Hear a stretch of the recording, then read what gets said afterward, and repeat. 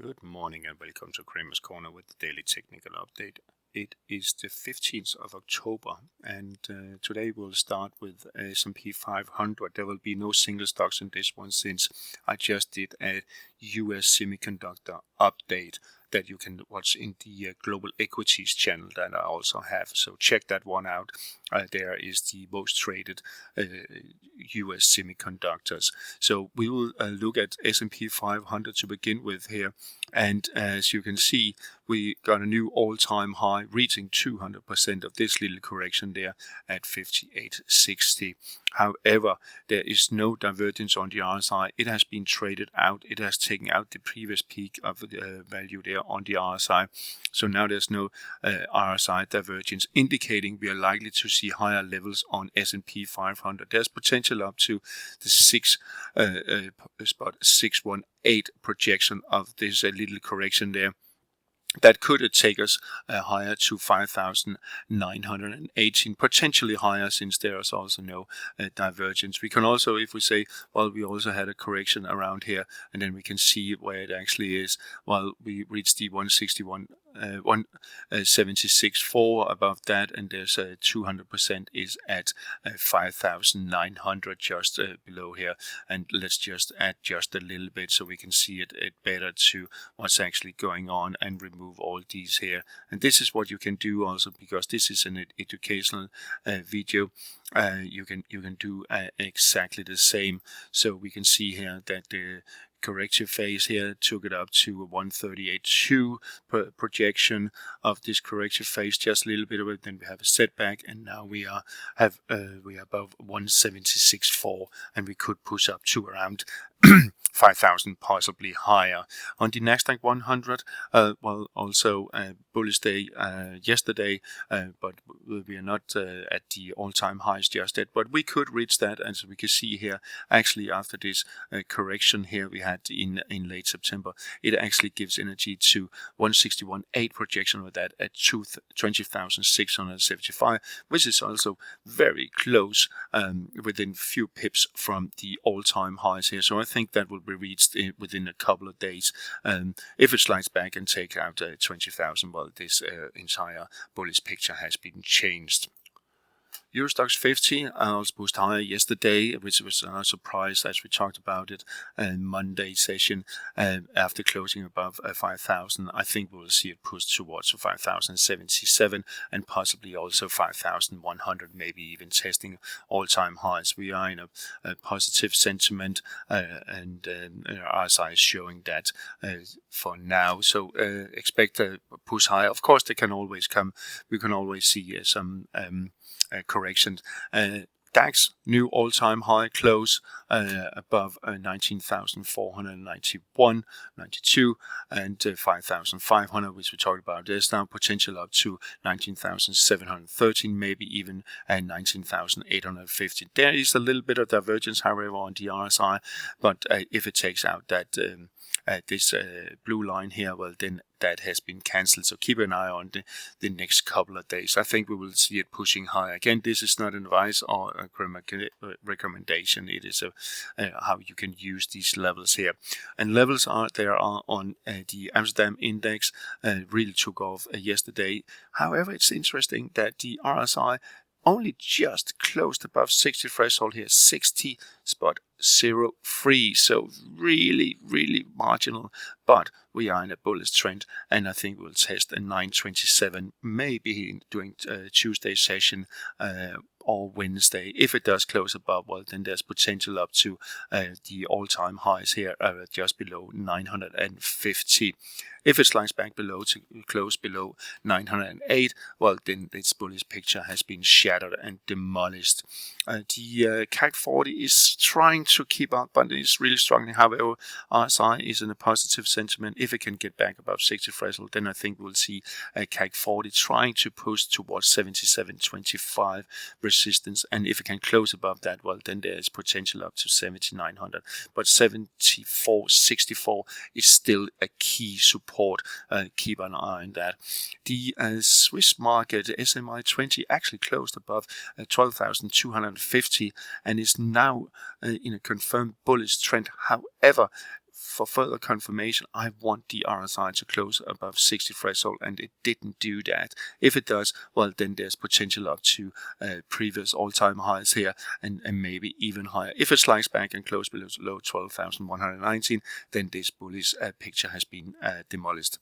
Euro dollar, well, I think it will test, and it was very close to yesterday, only a few pips from 108.80 support level and the 200 moving average. I wouldn't be surprised that it actually dipped below it. If it does close below, well, then it could be really spell some trouble for your dollar to push lower, especially if you're long. But if you're short, then it's no trouble at all. But there's not really any support at all. However, we can see we actually have a kind of a double top pattern here. So what we can do, we can get a little bit of an estimate and say, okay, from the top to the bottom, and that gives 161.8 of that is just below 108.80, actually 108.70, but we could see it push to 108.40, and if it really gets tough, well, then we could be looking at 108. If it bounces off, well, then we could be looking for correction levels, and if it closes above 109.50, well, then correction is in unfolding.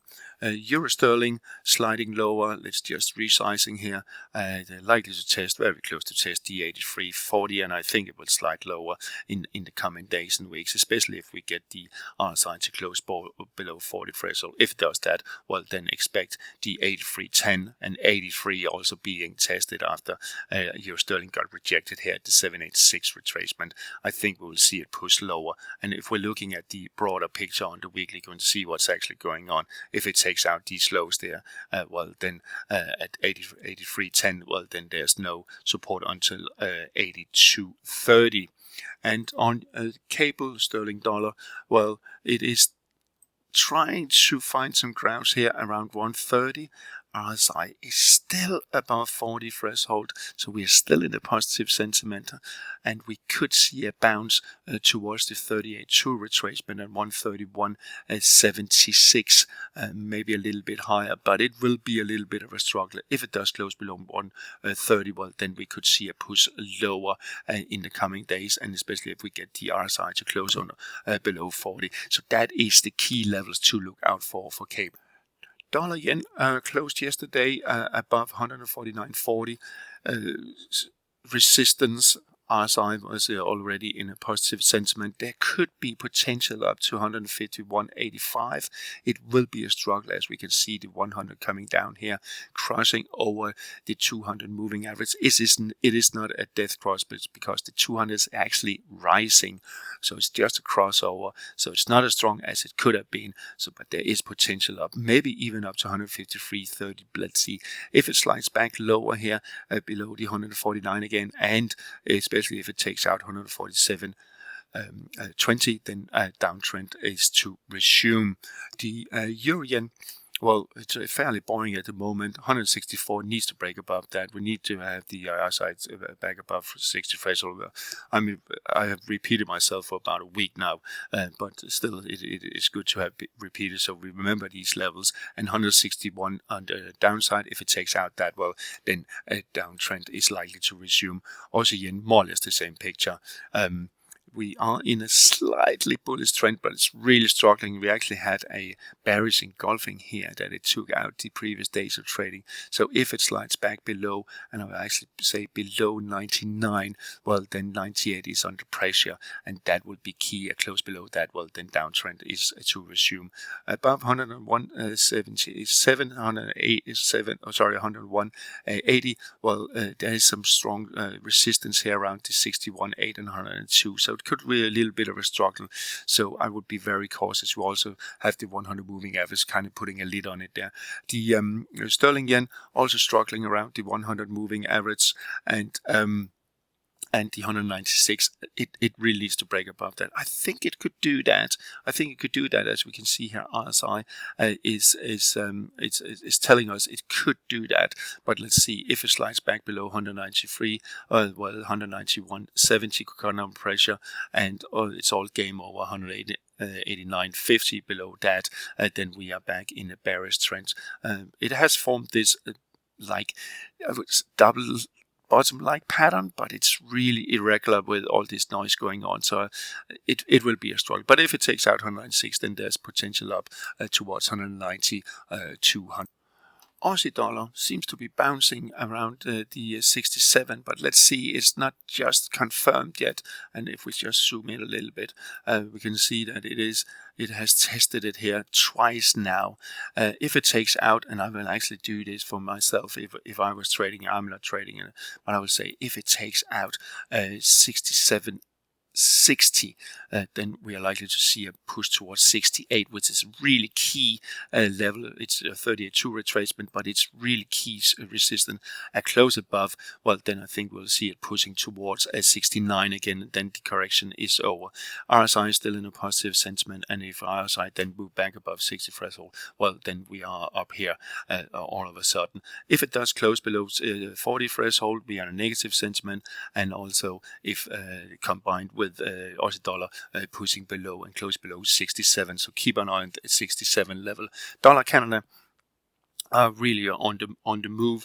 It is a little bit stressed, but I think we could move to 138.20, which is the 1764 projection of this, and we have this also a double bottom like pattern here that actually gives these targets here and potential up to 200% at 138.75, and I mean, there's a very good chance we get up there. There's no divergence on the R side that is showing positive sentiment. We could see corrections, and we are fairly ripe for a correction, but I don't have a top in place just yet.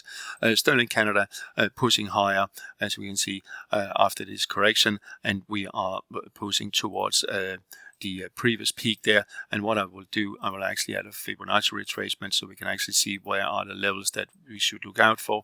It is 786. We already reached that at 180.55. We could see a little bit of setback to test the lower rising trend line there before pushing higher.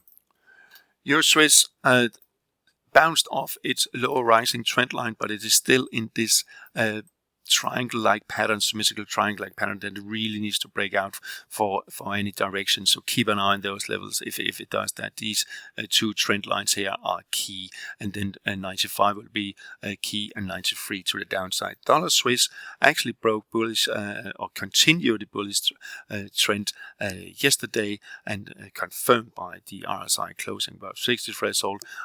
We are likely to see, maybe when you read this or when you watch this movie, that this video is not really a movie, is it? 786 projection or correction at 86.69, and there's potential up to around 87 and a half with this bullish move. If it breaks back below 85.30, well, then downtrend is to resume. And finally, on the dollar index, that is has reached 161.8 at 103 and a change. There is potential up to 103.36, maybe even higher, but there's some strong resistance here. We also have the 200 up here. So it will be a little bit of a struggle, but the RSI is a positive sentiment. There's no divergence. So we could see it pushing higher, but a little bit of a correction could also occur. But keep an eye on also what's going on with your dollar and the 108.80 level. That is really key, and it could also have very much impact on the dollar index. Gold, well, gold has we just need to zoom in a little bit if my mouse will play with me. See, after bouncing up to 2600, it has been struggling here at the 61.8 at 2668. Little bit of a setback. We could see it testing the lower rising trend line, but there's no divergence on the positive sentiment on the RSI.